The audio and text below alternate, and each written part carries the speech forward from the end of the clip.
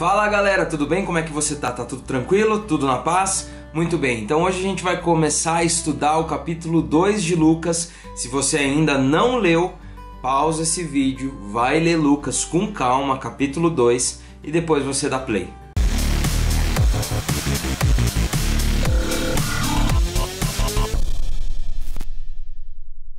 Bom, semana passada a gente postou aqui o segundo vídeo da série de Lucas falando sobre o finalzinho ali do primeiro capítulo, e hoje a gente vai falar sobre o nascimento de Jesus, que é o que conta no capítulo 2. E eu queria destacar dois versículos, dois momentos desse início do capítulo para você prestar atenção, tá? O primeiro deles está lá no capítulo 2, no versículo 7.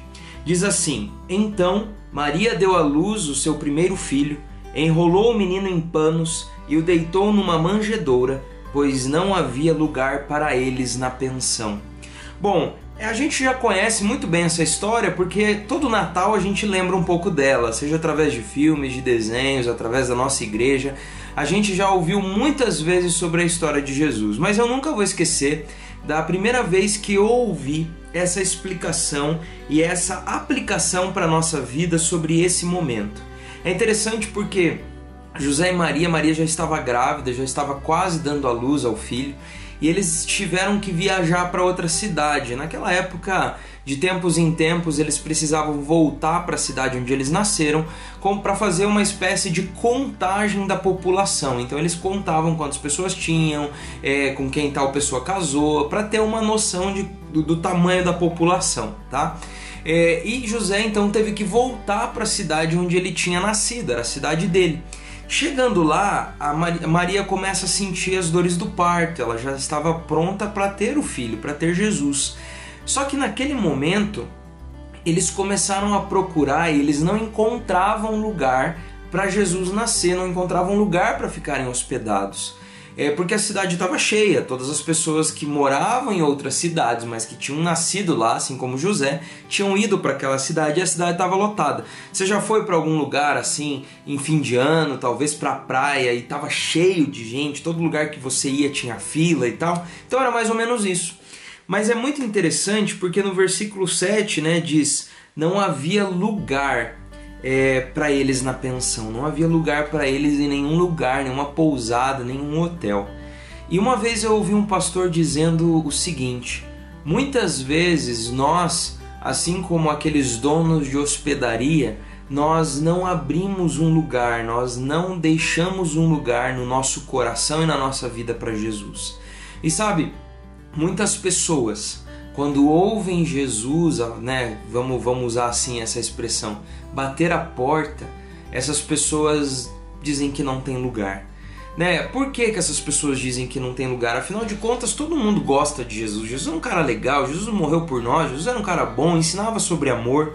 Mas Jesus também é alguém que nos traz uma nova maneira de viver.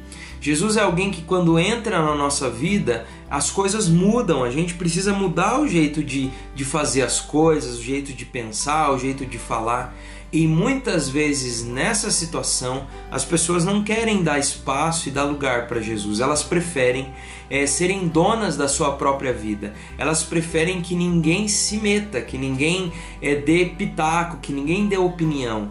E quando se convida Jesus para entrar em casa, quando se abre espaço para Jesus fazer parte da nossa vida, a gente vai ter que ter o Jesus como Salvador, que é ótimo, mas também o Jesus como Senhor, aquele que nos orienta, aquele que nos mostra o caminho. E sabe, assim como muitos donos de hospedaria daquela época, como o dono da pousada naquela cidade, naquele dia, naquela noite, muitas vezes nós também dizemos para Jesus que não tem espaço para Ele na nossa vida. Eu sei que parece um pouco exagerado, mas é só você pensar um pouquinho na tua escola, quando você está lá na tua escola.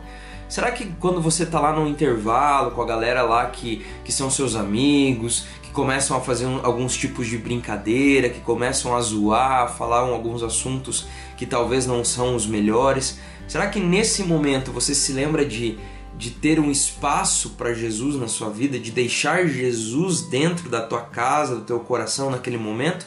Ou você acaba sendo o dono da tua casa, o dono da tua vida? Então, às vezes parece um pouco exagerado o que eu estou falando, mas existem momentos e lugares da nossa vida que também não tem espaço para Jesus, que nós fechamos a porta. Mas é interessante porque aquele que abre a porta tem o privilégio de ter Jesus dentro, tem a alegria de ter Jesus fazendo parte da vida. E depois continua, né? No versículo 13, na verdade, eu queria fazer um outro destaque muito interessante.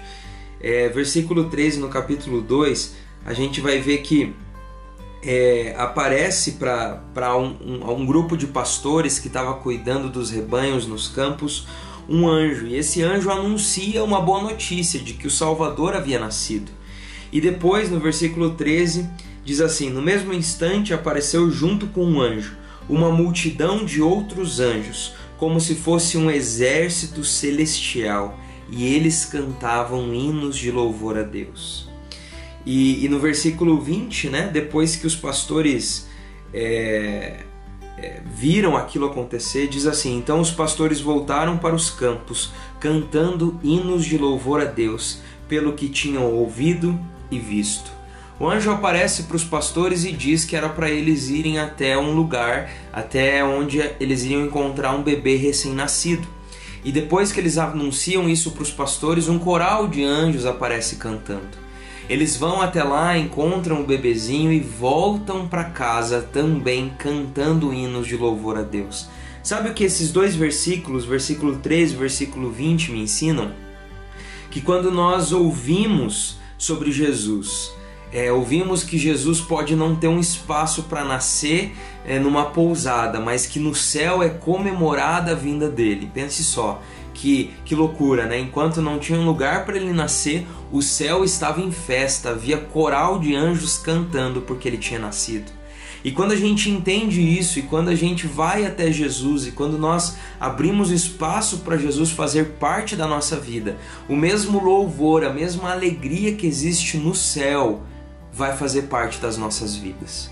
Eles eram pastores, pessoas simples, eles não tinham riquezas, eles eram pessoas que cuidavam de ovelhas, de rebanhos nos campos.